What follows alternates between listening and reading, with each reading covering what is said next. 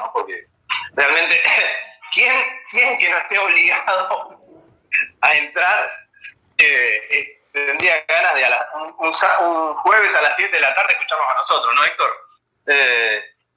¿Cuál sería la necesidad de darles permiso, digamos? Ya si quieren entrar, ya deberían entrar automáticamente, sin necesidad de que se los permitiéramos. Después de todo, o ya el hecho de que nos acompañen un jueves a las 7 de la tarde, ya es todo un lujo. Bueno.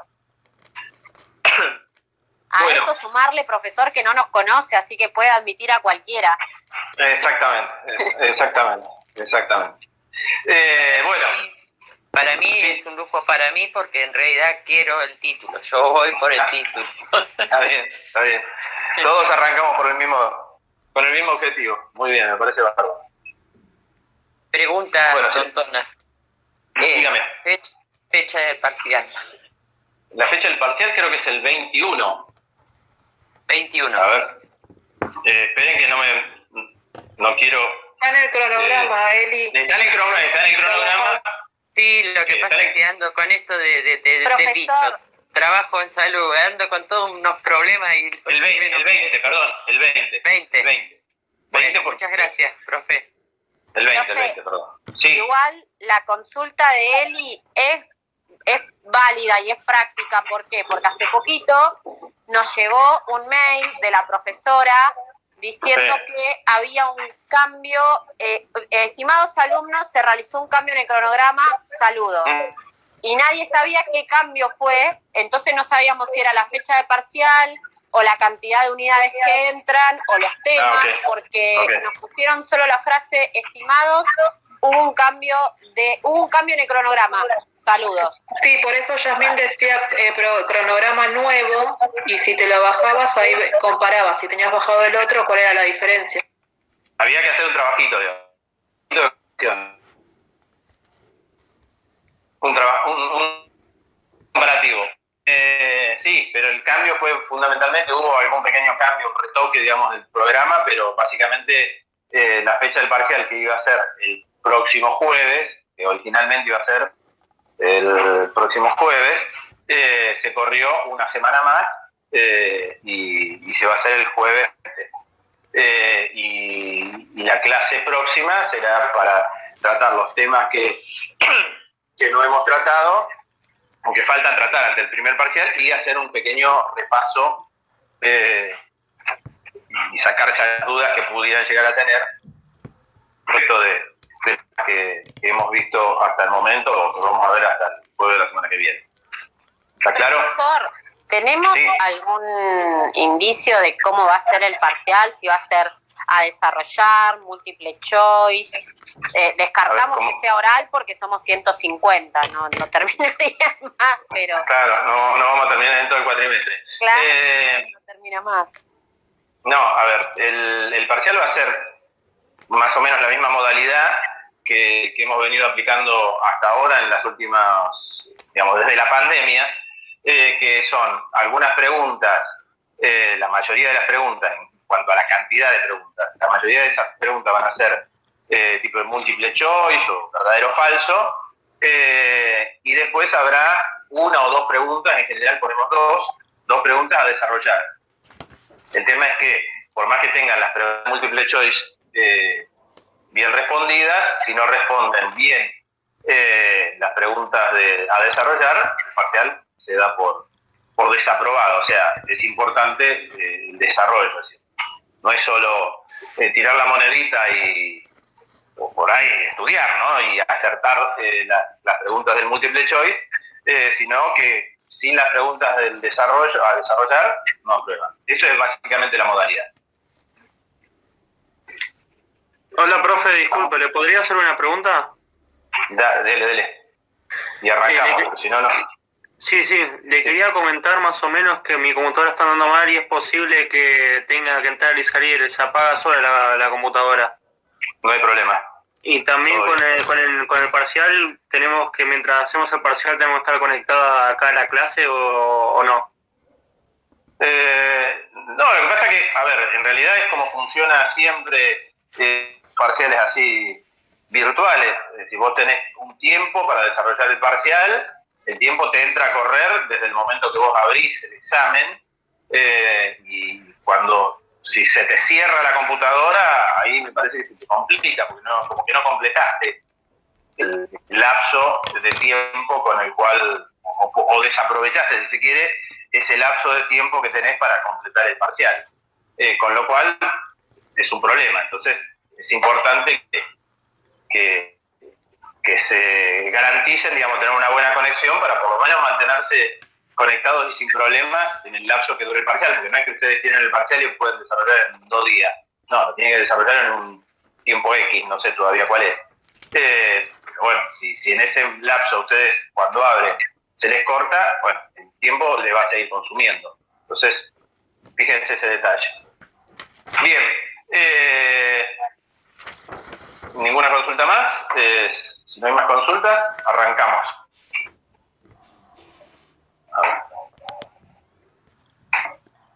A ver, me toca junto con Héctor desarrollar un tema. Es un poco raro esto de 2 días o 2 clases seguidas el mismo tema en diferentes aulas, pero bueno, es la modalidad que nos ha tocado y hay que afrontarla.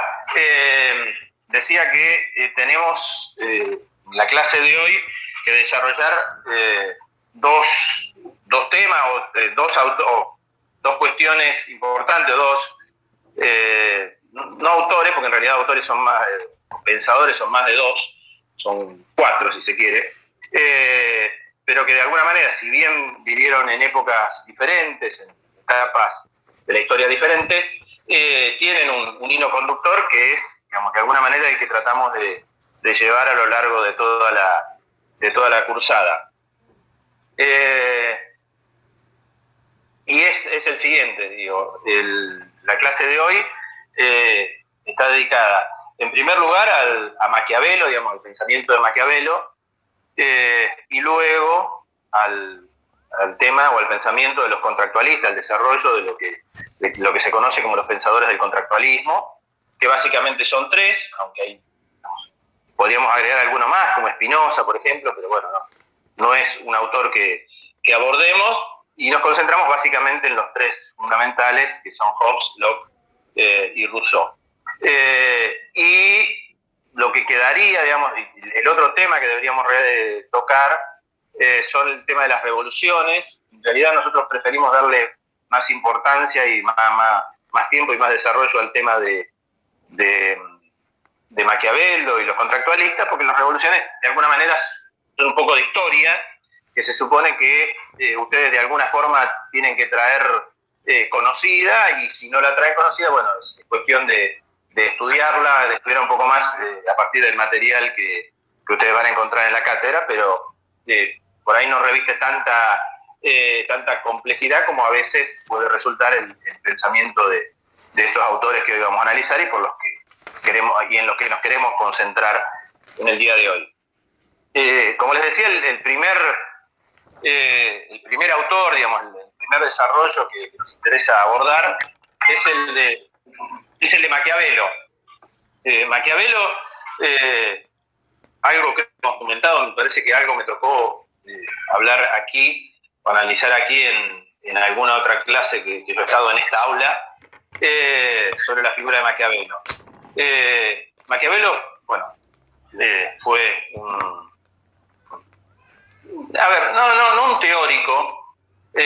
no un teórico político, aunque sí hizo trabajo de alguna manera de teoría política, pero fue, bueno, en primer lugar fue un italiano, digamos, o más, para mejor decir, un florentino, digamos, porque lo que hoy conocemos como Italia no existía en ese momento. Maquiavelo nació en 1469 en Florencia, y como les decía, no es una persona, no es un pensador que se caracterice o que su objetivo personal haya sido el de teorizar, el de filosofar sobre la política o sobre la cuestión política, sino básicamente Maquiavelo ha sido un pensador que se ha caracterizado sobre todo por ser un analista de la política y de alguna manera una persona que escribió y lo que pensó sobre todo estuvo dirigido a la praxis política.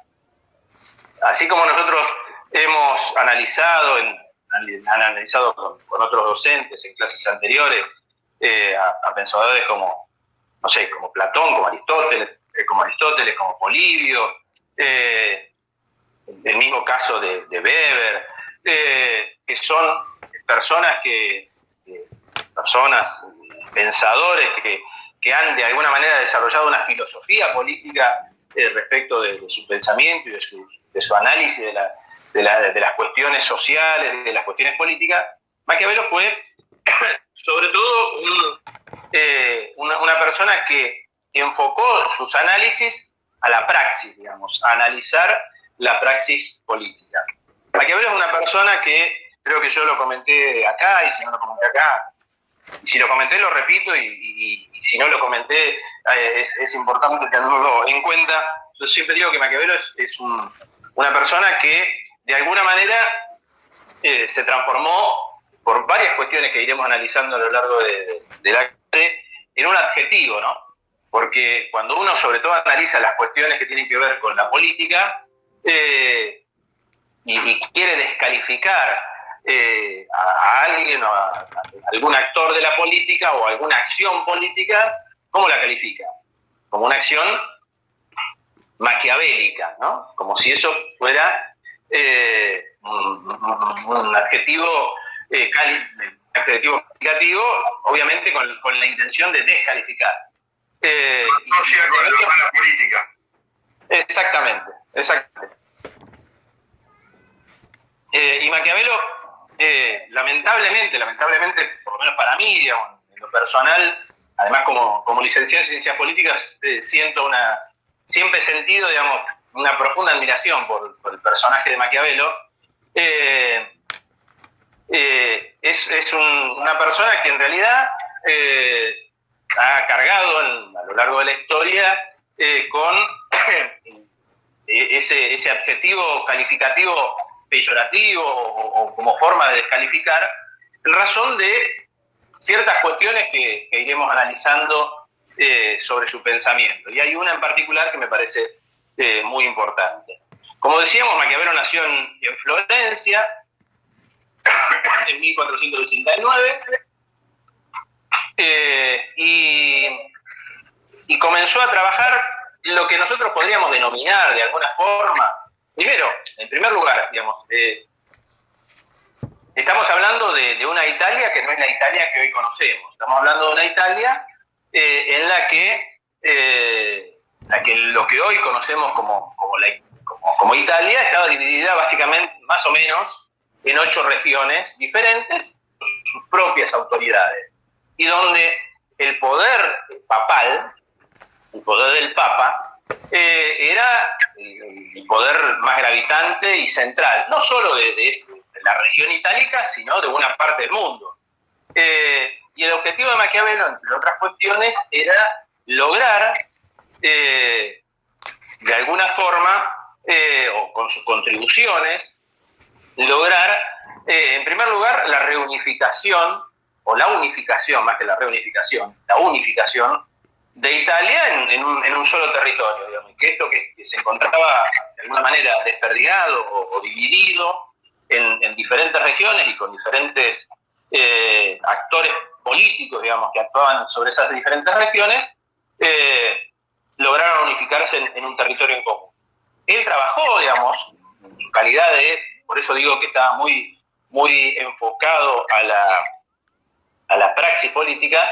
Él trabajó en lo que hoy podríamos denominar, digamos, de alguna manera, así para hacer alguna comparación que nos resulte más o menos cercana, siendo algo así como un canciller de Florencia. Fue algo así como una especie de canciller de Florencia.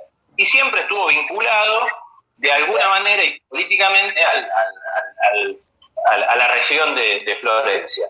Él trabajó para los Medici, y en particular el escrito, digamos, el desarrollo de... Perdón, profe, ¿para quién trabajó? Para los Medici, para la familia Medici, que eran una familia muy influyente y con mucho poder en la Florencia de esa época. Él, en todo su trabajo político, en toda su participación política y acción política, en algún momento, digamos, los Medici pierden el poder en la región de Florencia, luego lo recuperan, y en ese lapso, digamos, en esa etapa, cuando vuelven al poder, de alguna manera le adjudican a Maquiavelo, digamos, haber participado de alguna forma, algo así como en el derrocamiento, en el derrocamiento de los Medici hasta que lograron recuperar el poder, y a consecuencia de esto, Maquiavelo termina preso por un tiempo importante, digamos, no es que fue preso por una noche, digamos, fue preso por un tiempo importante. En ese lapso, buena parte de ese lapso en el que estuvo preso, desarrolla esta obra, desarrolla varias, pero una de ellas es El Príncipe. El Príncipe que es su obra no sé si su obra fundamental, pero por lo menos, cuando menos, la obra más conocida, la obra más reconocida por todos, como de autoría de Maquiavelo. Él escribe, de alguna manera, como para... como una forma, como una especie de manual. Yo tenía el libro por acá y no sé dónde está. El otro día lo mostraba, es un librito muy chiquito. No sé, ahora no lo encuentro. Es una obra pequeña, digamos, un libro pequeño, no es el Capital de Marx, no es un libro muy, muy pequeño, pero que él lo escribe con la intención de que eso le resulte de utilidad a los Medici, en particular a Lorenzo de Medici, como herramienta que sirva a los fines de, digamos, consolidarse en el poder. Él claramente es un pensador del Renacimiento, digamos, es un pensador que viene, digamos, que ya supera, que viene a representar los valores del Renacimiento, y que tiene como un elemento central, y esto es una de las cuestiones, porque hasta ahora todo esto son de alguna manera datos anecdóticos, pero hay un elemento central que representa la figura de Maquiavelo, que es su valor fundamental como autor, que comienza a pensar la figura del Estado. Digamos, lo que hoy conocemos como un Estado, como el Estado Nacional, digamos, como el desarrollo de una burocracia, como todos los caracteres que distinguen a un Estado. Bueno, él es el primero, de alguna manera, que comienza a hablar del Estado. Por eso, cuando nosotros analizamos al personaje de Maquiavelo, ustedes habrán visto en el aula virtual que hay un habla sobre los diferentes principados, de las repúblicas, y que me parece importante, digamos, que ustedes lo analicen y que ustedes lo estudien, porque corresponde que lo hagan, porque seguramente va a haber alguna pregunta a ese respecto parcial. Son cuestiones que de alguna manera, digamos, son evidentes, digo, podemos ver modelos de república y todas estas cuestiones que él plantea y que están muy bien explicitados en el PowerPoint. Pero ahí, tal vez... ¿Puedo hacer una consulta? Sí, cómo no. ¿Qué es lo que tenemos que estudiar? Porque iba a preguntar eso en el parcial. Que no sé si se cortó, escuché bien. Lo que les decía es que, por ejemplo, cuando analizamos Maquiavelo, hay dentro del material de estudio que ustedes tienen, hay un PowerPoint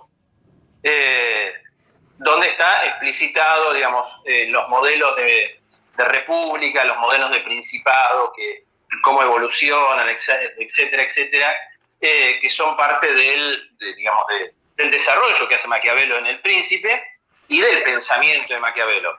Eso está muy bien, ustedes lo tienen que estudiar y lo tienen que saber, por supuesto, pero hay cuestiones centrales que tal vez no están en el PowerPoint, pero las tiene que entender, porque ese es el concepto central de la figura de Maquiavelo. El primero de ellos tiene que ver, por eso yo no me voy a detener en analizar el PowerPoint y ver los modelos de principado, de república, etcétera, etcétera. Eso estudienlo ustedes, que es bastante fácil de estudiar. Lo que yo, sobre donde me quiero detener, es en las cuestiones más conceptuales que hacen al pensamiento de Maquiavelo. Dentro de esas cuestiones conceptuales, lo primero que tenemos que decir, una de las cuestiones más importantes, es que Maquiavelo es el primero que comienza a pensar el Estado, digamos, a pensar una organización de carácter nacional que permita aglutinar que reúna un territorio, digamos, que reúna una población, que reúna una burocracia y unas autoridades elegidas o que hayan llegado a ese lugar por determinados caminos. Puede ser, como lo plantea en El Príncipe, un principado, una república. Él plantea la república como el modelo ideal, digamos, con el modelo al que se debe aspirar, pero entiende también que en ciertos momentos de disgregación, en ciertos momentos de anarquía de una determinada región o de un determinado estado, puede existir la necesidad de que se imponga un modelo monárquico donde en una sola figura se concentre el conjunto del poder como para lograr la pacificación de un determinado territorio en un determinado momento histórico. Pero más allá de estas cuestiones, digamos, de los modelos de república, de principado, todo esto que está explicitado en el PowerPoint, lo importante es entender esto, que él comienza ya no digamos, venimos de una etapa como la Edad Media donde hablamos de los señores feudales, digamos, de aquellos que tenían poderes sobre un determinado territorio y donde no había un marco legal, digamos, que acotara el poder que tenían esas personas en ese determinado territorio. Y él lo que plantea es reemplazar esto, digamos, por un modelo donde lo que prime es el Estado, digamos. Él está pensando ya en estados de carácter nacional. Esa es la primera cuestión, digamos, tener en cuenta que Maquiavelo es básicamente y fundamentalmente la primera persona que comienza a pensar el Estado. Ese es el tema, uno de los temas fundamentales en la figura de Maquiavelo. La otra cuestión, otro de los temas trascendentes, digamos, en el pensamiento de Maquiavelo, es que él entiende que el único método, digamos, el único método aceptable para el análisis de las materias políticas es el método histórico. Esto también es un tema importante en la figura de Maquiavelo. ¿Qué quiere decir esto? Que él, básicamente, los consejos que de alguna manera elabora y plantea para el desarrollo de su obra, tiene que ver con el conocimiento histórico que le da su experiencia, sus estudios. Es decir, él, de alguna manera, aprende o recoge la experiencia que brinda la historia, y en razón de la experiencia que brinda la historia, es que él aconseja, que él traza cuál debe ser, en su visión obviamente, cuál debe ser la mejor forma en la que se puede... Hay alguien que tiene un micrófono abierto. La mejor forma en la que se debe gobernar un Estado. Por ello, cuando él analiza los diferentes modelos de república, los diferentes modelos de principado, bueno, hace precisamente esta tarea, recoger la experiencia histórica y a la luz de esa experiencia histórica que él va analizando, bueno, aconsejar lo mejor para el futuro. Es decir, él no hace de alguna manera elucubraciones teóricas, abstractas, sino que él concretamente trata de referirse a experiencias históricas concretas y en razón de esos conocimientos que ha dado la experiencia histórica concreta, proyectar hacia el futuro. Entonces, por favor. Lo que ustedes tienen que entender, sobre todo con Maquiavelo, es primero el contexto histórico. El contexto histórico en que Italia, lo que hoy conocemos como Italia, eran distintas ciudades gobernadas por familias. Lo que hoy dicen de mala forma ciudades-estados. No eran ciudades-estados, eran pequeños principados. Maquiavelo lo que hace es constituir el pensamiento de unificar todas esas ciudades en lo que él va a llamar el Estado moderno. Él trae no solamente la forma de conquistar los principados, o sea, llegar al poder, sino la forma también de mantener ese poder en el tiempo. Eso es lo que trae fundamentalmente Maquiavelo. Es decirle al príncipe cuál es la mejor forma de no solamente llegar al poder, sino de lograr mantenerlo en el tiempo. No sé si me explico. Sí, perfectamente.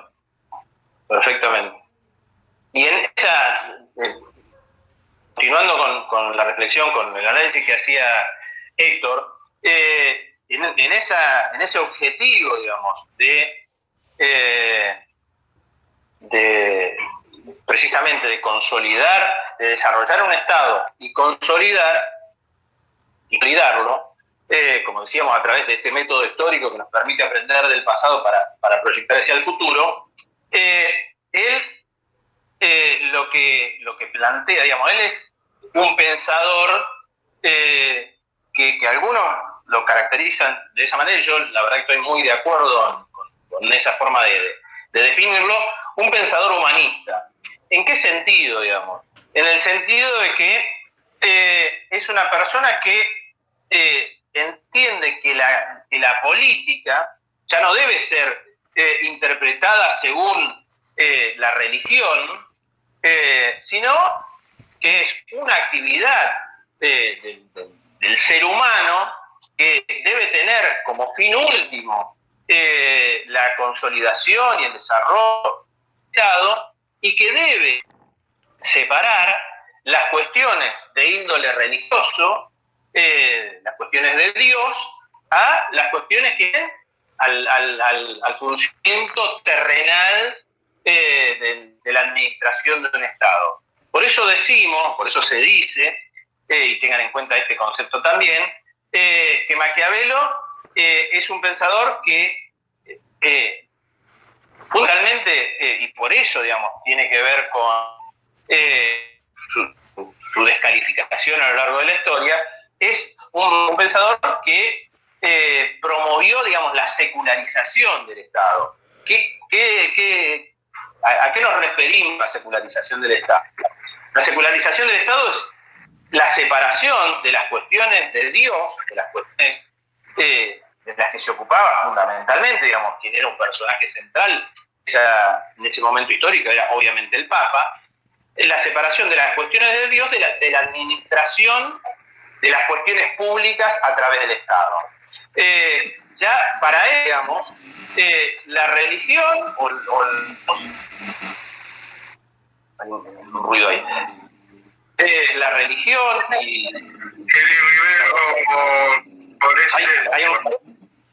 hay un ruido ahí que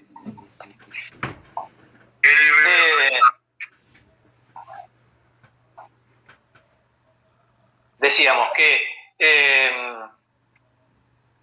es un autor, digamos, es un pensador que básicamente que otra de las cuestiones centrales, así como decíamos en el tema del Estado, que otra de las cuestiones centrales es precisamente la promoción, digamos, el ser un pensador que promueve la secularización del Estado. Decimos secularización en la diferenciación entre las cuestiones terrenales, las cuestiones de la administración terrenal de la cosa pública, cuestiones que tienen que ver con la religión. Por eso mismo es que el Concilio de Trento ordena, por ejemplo, entre otras cuestiones, la destrucción de las obras de Maquiavelo, y en Alemania, por ejemplo, los jesuitas hasta llegaron a destruir una esfinge de Maquiavelo por lo que él representaba. Ya, de alguna manera, para ponerlo en una imagen que más o menos podemos entender todo, algo así como el anticristo, digamos, una persona que venía a discutir el carácter central que tenía la religiosidad, sobre todo el culto católico, en la administración de la cosa pública, para decir, no, esto es una cosa, digamos, las cuestiones de Dios van por un lado y las cuestiones terrenales y de administración del Estado van por otro. Este proceso de secularización. Gustavo, en esa época empieza a cuestionarse en realidad el poder del Papa, porque era la Iglesia Católica a través del Papa quien justificaba a los reinados. Era el rey de reyes, digamos, por decirlo de alguna manera, los papas, ¿sí? Y también empieza a cuestionarse desde algunos otros pensadores de dentro de la Iglesia, el protestantismo, a cuestionar también eso. Entonces surge en Italia, donde el poder del Papa es muy fuerte, un pensador que separa a la Iglesia del Estado. Y dice, el poder empieza, ahí empieza el pensamiento, empiezan distintos pensadores a sostener de que el poder ya no es fuente de Dios, sino que es fuente del pueblo, del ciudadano. Ahí es la principal aporte que estaría haciendo Maquiavelo en los nuevos pensadores. Una de las cosas que por ahí muchos le achacan a Maquiavelo la mala política es de que hay muchos libros de Maquiavelo y hay uno fundamental que está todo apostillado por Napoleón, que hace una interpretación de cada frase. Entonces muchos le achacan a Maquiavelo frases que en realidad escribió Napoleón. Sí, perdón. Sí. No, por favor. Sí, exactamente. Ahí dice la historia que luego de la batalla de Waterloo, donde donde Bonaparte, donde Napoleón es derrotado, entre los despojos o las cosas que se encuentran de Napoleón, una vez que había abandonado el campo de batalla, es precisamente el príncipe. Ayer se cumplieron 200 años de la muerte de Napoleón. Un ejemplar del príncipe, y como bien decía Héctor, con una serie de anotaciones, con una serie de comentarios, digamos, que había hecho el propio Napoleón sobre la obra de Maquiavelo. Pero volviendo a la cuestión que nos traía a este comentario, una cuestión mental tiene que ver con el tema de ser el pensador que comienza a hablar sobre el rol del Estado, sobre el Estado en sí mismo. La otra cuestión tiene que ver precisamente con el proceso de secularización. Estamos hablando de una etapa que, como decíamos, era opinión común que la religión constituía de alguna manera el principal sustento del Estado, y Maquiavelo viene a cuestionar esa postura, eso que es la verdad instaurada y no discutida, y entiende que la religión es de alguna manera un instrumento más de la política, pero no es el cimiento único en el que se debe asentar el Estado.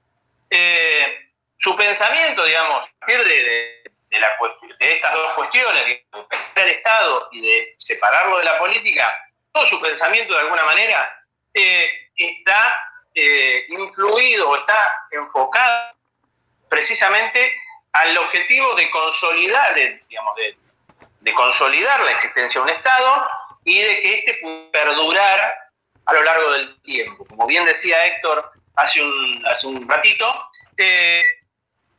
la idea era, bueno, construir ese Estado, en el caso de la Italia en la que él le tocó actuar, o de la región itálica en la que él le tocó actuar. El primer objetivo era constituir como un Estado, y como bien decía Héctor, estos eran ciudades, digamos, pequeñas regiones, más o menos grandes, más o menos importantes, pero que no estaban constituidos en Estado como hoy lo conocemos. En primer lugar, lograr eso. Y en segundo lugar, la otra cuestión es la de consolidarlo y que permaneciera por el tiempo, digamos, que perdurara, digamos, que el Estado, que la existencia misma del Estado no corriera riesgo.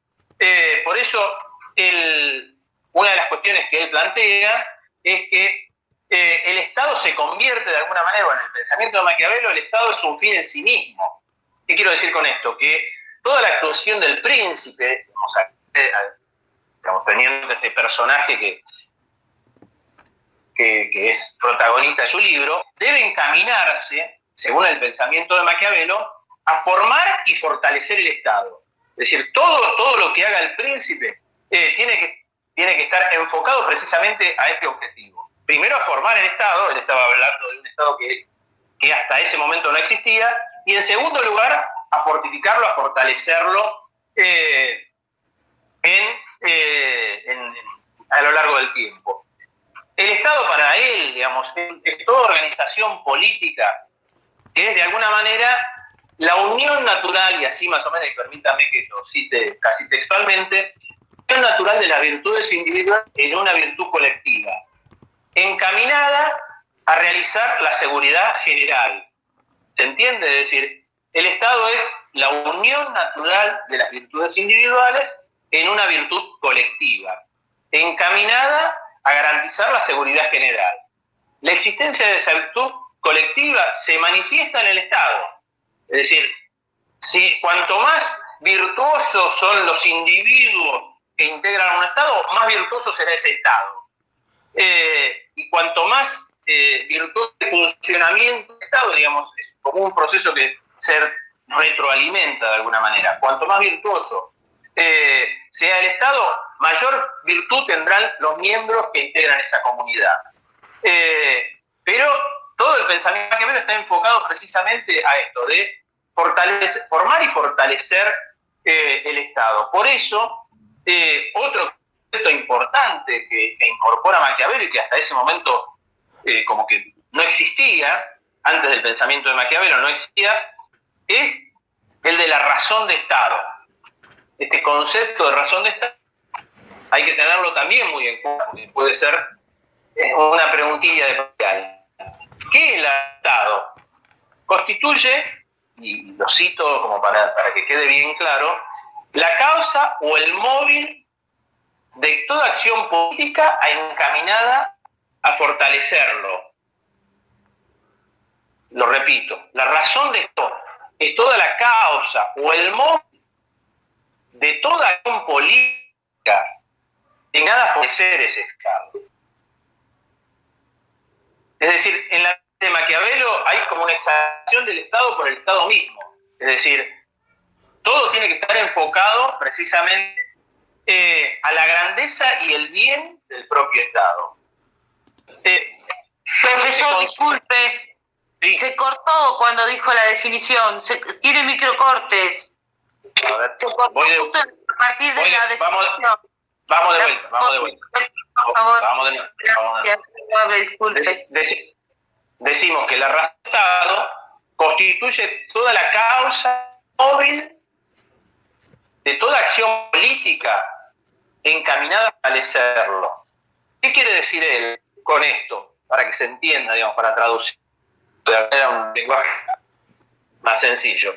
Toda acción que haga el Estado es fundamentalmente encaminada a fortalecer ese Estado.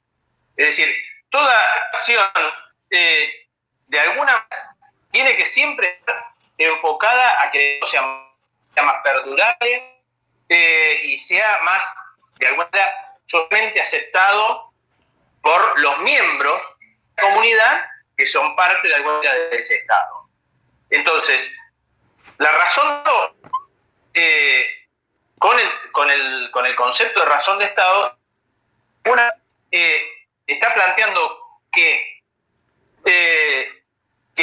exista subordinación de principios éticos, bienestar público y a las necesidades del Estado. Por ello, cuando él se lo cuestiona, cuando él se plantea esta frase, el fin justifica los medios, que en realidad no es una frase que esté en El Príncipe. Es decir, los invito a leer El Príncipe o otro de los libros más importantes de Maquiavelo, que es un poco más teórico, que son los discursos sobre el análisis de la primera década de Tito Livio, que en realidad es un libro un poco más teórico, no práctico, digamos, como este, sino es un poco más abstracto en sus pero en este lugar van a encontrar esta frase según la cual Maquiavelo decía que el fin justifica. En realidad no es una frase de Maquiavelo, es de alguna manera una interpretación del No sé, disculpe que le moleste, pero se está entrecortando todo. Somos varios representantes. Lo que está diciendo el doctor Santiago Gustavo, es que, por ejemplo, hay una frase muy famosa atribuida a Maquiavelo, que es el fin justifica los medios. Jamás la dijo. Es una interpretación que ha hecho alguien y le atribuye esa interpretación a Maquiavelo. Con lo que respecta a razón de Estado, ustedes fíjense que Gustavo viene diciendo fortalecer el Estado, engrandecer el Estado, todo en función de enriquecer el Estado. Hoy esa concepción es diferente, porque aquello era territorio, fortaleza económica, riqueza para el rey. ¿Sí? Se entiende más o menos cuál es la razón del pensamiento. Fortalecer, fundamentalmente unificar lo que quiere Maquiavelo al escribirle que él se lo dedica a Lorenzo de Medici. Lo que él quiere es que bueno, ahora nos fijamos, haga la unificación del Estado italiano. Y ahí empieza todo el tema de... Sí, yo siempre pongo así. ¿Cómo? ¿Alguien preguntó algo? No, el profesor está hablando. El micrófono. Gustavo.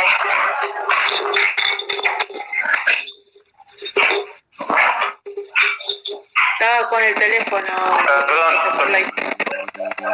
Perdón, pero me llamó Selva, entonces no sabía. Profesor, ¿quiere decir qué? ¿Se va entendiendo lo que quería explicar Gustavo? Eli, el micrófono. Sí, profe, se entendió. Maquiavelo decía que había que unificar. Sí, Gustavo. Eli, no se te entiende nada y el micrófono lo tenés abierto. A ver, ¿se entiende mejor? Profesor, entonces la definición... Ah, perdón. ¿Se escucha mejor ahí? Sí, profesor. Sí. Perdón.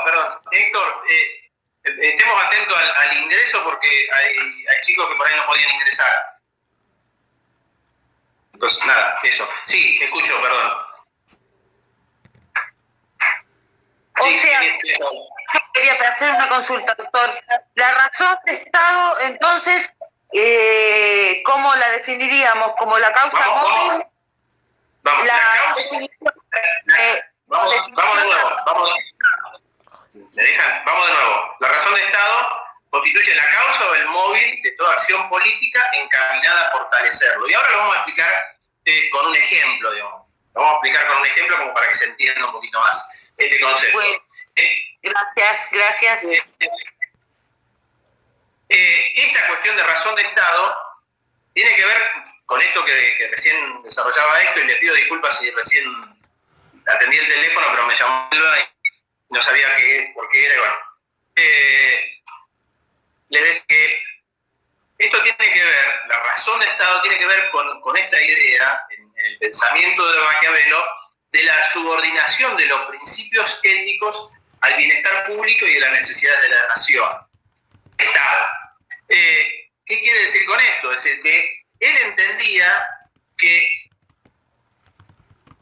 la necesidad de preservar y fortalecer el Estado estaba por encima de cualquier principio ético. Esto no quiere decir de que Maquiavelo no tuviera ética, que Maquiavelo le diera todo lo mismo, pero él lo que decía era básicamente que los principios éticos debían estar subordinados a las necesidades del bienestar público y a las necesidades del Estado. Por eso y esto está enlazado con el concepto de razón de Estado. Ponerlo en un ejemplo concreto, digo, y sin entrar en polémica, digamos, no voy a entrar en la discusión de si está bien o si está mal, digamos, no me quiero meter en estas cuestiones, pero para ponerlo en algún ejemplo concreto. Probablemente los que son un poquito más grandes lo tendrán más presente, los que son más jóvenes lo habrán leído, pero una cuestión, un momento histórico de la Argentina, por ejemplo, en donde se discutió este concepto de razón de Estado fue, por ejemplo, en la década del 80, durante el gobierno de Raúl Alfonsín, cuando se sancionaron la ley de obediencia debida y la ley de punto final. En realidad, cronológicamente, la ley de punto final y la ley de obediencia debida. En ese momento, digamos, para los que no saben de qué se trata, hago simplemente una breve síntesis, las dos leyes, con diferente carácter, pero las dos leyes, tuvieron por objetivo, de alguna manera, poner un punto final, digamos, un momento de cierre de los procesos de juzgamiento de quienes habían participado de la represión de la última dictadura militar. En ese momento hubo un fuerte cuestionamiento a la pertinencia de esas leyes, un cuestionamiento, volviendo a lo que hablábamos recién de la ética, un cuestionamiento ético al carácter que tenían esas leyes, siendo que dejaban fuera, de alguna manera, a un grupo de personas sin la posibilidad de ser juzgados.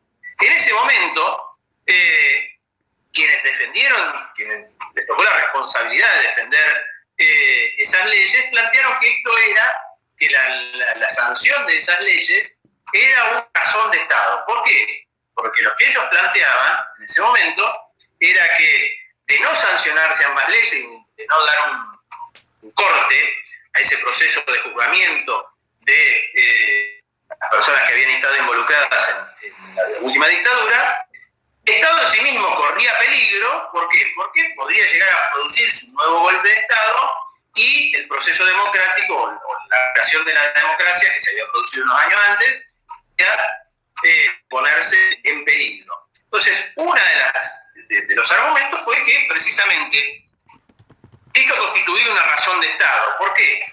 Precisamente porque, enfocándonos en la definición que habíamos planteado recién, era la causa del móvil que estaba encaminado a fortalecerlo. Es decir, más allá de las cuestiones éticas, la razón de esas dos leyes tenía que ver con una razón de Estado que permitía que ese Estado perdurara en el tiempo. Esa es la idea, ese es el concepto al que nos referimos con razón de Estado, que puede estar en diferentes ejemplos, y podemos buscar otros ejemplos dentro de la vida política de nuestro país o en otros lugares del mundo, pero esa es la cuestión que se debate cuando hablamos del concepto de razón de Estado en el pensamiento de Maquiavelo. ¿Entiende? ¿Se entiende la idea? ¿Me escuchan? Sí, profesor, se entiende. Sí, se entiende bien. Perfecto. Sí, profesor. Entonces, Sí, perfecto. profesor. Entonces, tres cuestiones importantes del pensamiento de Maquiavelo, como hemos dicho: ser el pensador que piensa el Estado, digamos, que por primera vez abandona esta idea de un territorio dividido en micropoderes, sino que piensa un Estado que unifique, que piensa un Estado separado de la religiosidad, por eso este proceso de secularización, y que piensa cuestiones como esta de la razón de Estado. ¿Por qué? Porque la razón de Estado es básicamente toda acción del Estado debe estar encaminada a fortalecerlo y hacerlo perdurar a lo largo del tiempo. Maquiavelo, como dijimos, este pensamiento alejado de la Iglesia, alejado de la religiosidad, bueno, obviamente que le provoca un gran perjuicio, digamos, en términos de quienes tenía enfrente, digamos, teníamos al poder papal sobre todo. Sí. Disculpe que le interrumpa. Que en la clase usualmente son como 150. Muchos compañeros en el grupo que están mandando mensajes y como no están leyendo ya, eso le aviso dudas. Porque están mandando otros profes para que los hagan. Sí, yo no tengo forma de hacerlos ingresar, Gustavo. ¿Ah, no? Vos me tenés que hacer ingresar a mí. Ah. Tuve que esperar yo. Ah, porque tendrías que haber ingresado por el costo, está bien. Bueno, listo, yo me ocupo. Buenas noches, profe. ¿Cómo? Buenas noches, le quería hacer una consulta porque yo recién puedo ingresar, no me permitía y no sé si ya tomaron licencia. No, todavía no, así que no se preocupen. Ah, bueno, muchas gracias. No se preocupen. Bien, como decíamos, entonces, tres cuestiones fundamentales: el tema de pensar la secularización y la razón de Estado como cuestiones centrales a tener presente en el pensamiento de Maquiavelo. ¿Alguna duda, alguna consulta? Tengamos en cuenta, a ver, Maquiavelo escribió El Príncipe en 1513, en 1513 y ese libro, su libro, El Príncipe, recién se publicó en 1531. Es decir, ¿por qué? Precisamente por toda la resistencia a la figura de Maquiavelo y al pensamiento de Maquiavelo que provocaba en la sociedad de ese entonces, bueno, ideas como las que él planteaba. Siguiendo adelante con el desarrollo de la clase, ahora nos vamos a hablar, no sé si querés agregar algo, Héctor. No sé. No, con respecto a Maquiavelo, nada. Está todo bien.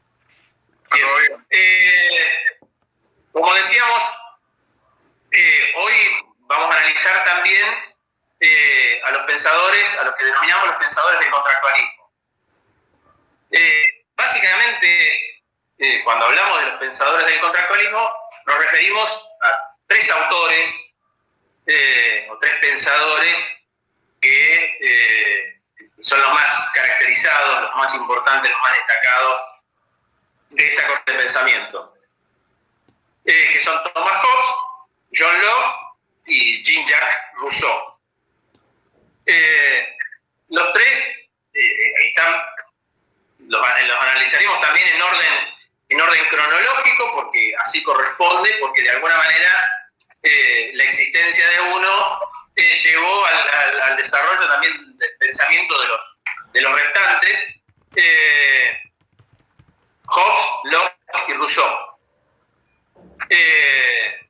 Porque que preguntaba quiénes son. Como decíamos,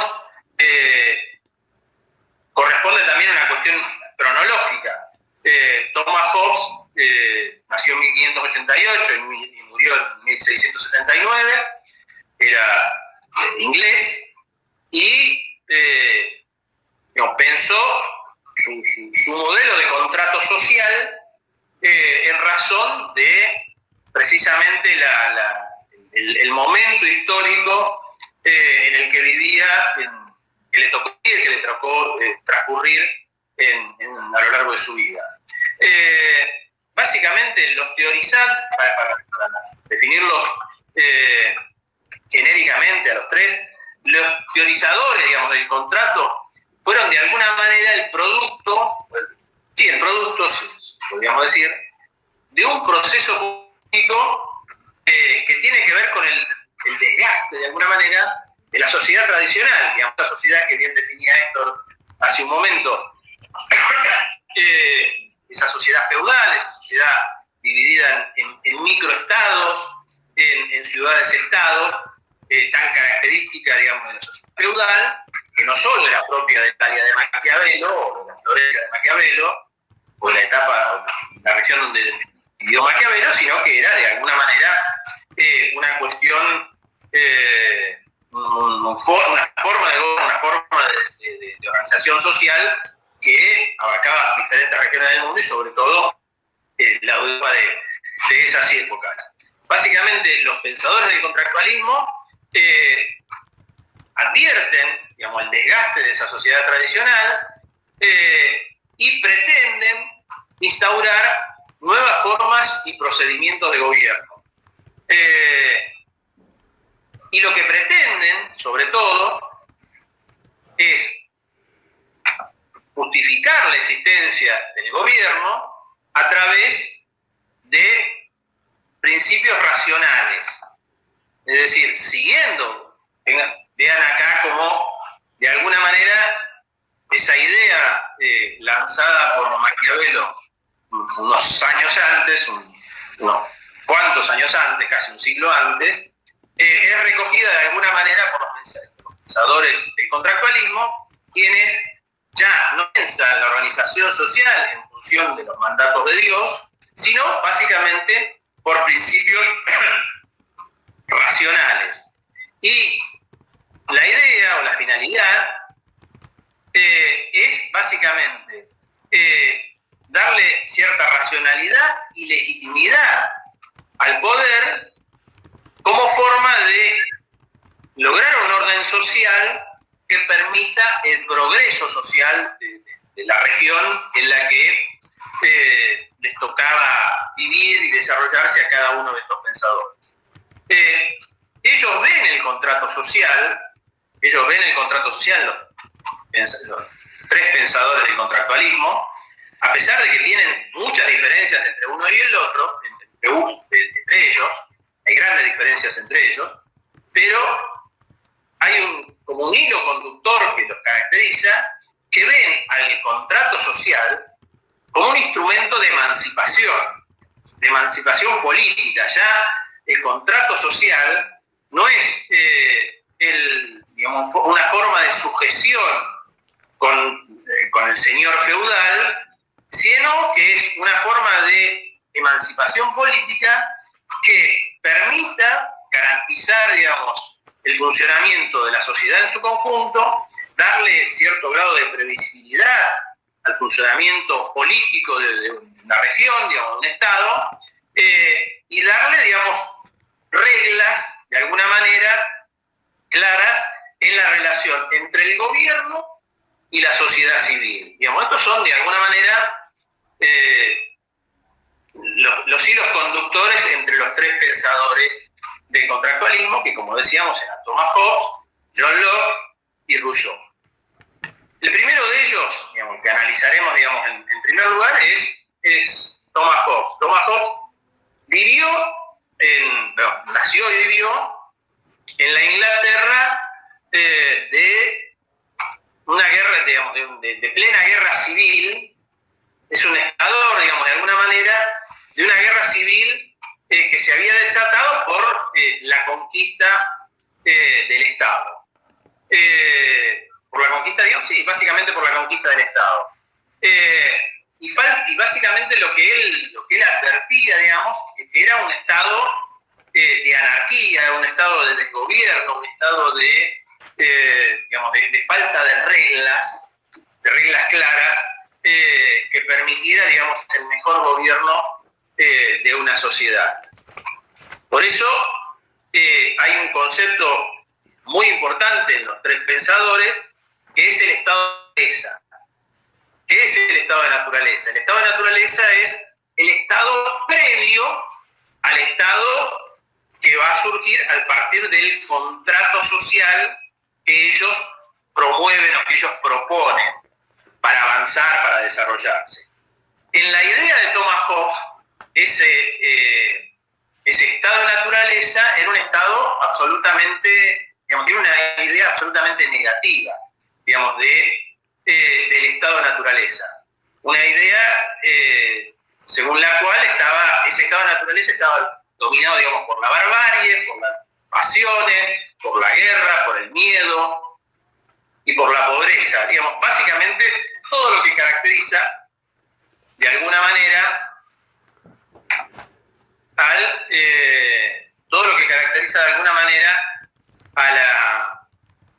a una guerra civil, digamos. Si nosotros imaginamos una guerra civil, no es precisamente el mejor momento de una comunidad, sino precisamente un caos que gobierna o que atraviesa el conjunto de la sociedad.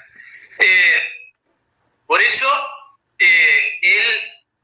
como concepto importante, tengan en cuenta que Thomas Hobbes tiene un concepto negativo del estado de naturaleza. Y para superar ese estado de naturaleza, él lo que propone es el establecimiento de un contrato social que permita garantizar cierto orden en el funcionamiento de esa comunidad. Cuando hablamos de contrato social, digamos, no pensemos que estamos firmando que iban los ciudadanos de un Estado a firmar un contrato. Digamos, es una figura, digamos, a través de la cual intentan explicar un concepto. No es que iban a firmar un contrato ahí en algún lado. Pero la idea es, el contrato social que propone Hobbes, es superar el estado de naturaleza a través de un contrato social que ponga en cabeza de una figura fuerte, casi diríamos que la suma del poder público. En el contrato social que plantea Thomas Hobbes, el único derecho que conserva el ciudadano es el derecho a la vida, digamos, el derecho a su propia vida. Pero luego cede todos sus derechos a una figura fuerte, es el Leviatán, es un monstruo fuerte, digamos, en la figura mítica, es una figura fuerte que puede concentrar el conjunto de la voluntad general, de la voluntad de los ciudadanos, no la voluntad general, porque si mezclamos voluntad, no, si anotaron voluntad general, acá bórrenlo porque no va. El conjunto de los intereses de los ciudadanos que integran una comunidad y de alguna manera administrarlos. Por eso, cuando hablamos de la figura del Leviatán y hablamos de Thomas Hobbes, el modelo que está pensando Thomas Hobbes es el de un monarca absolutista, digamos.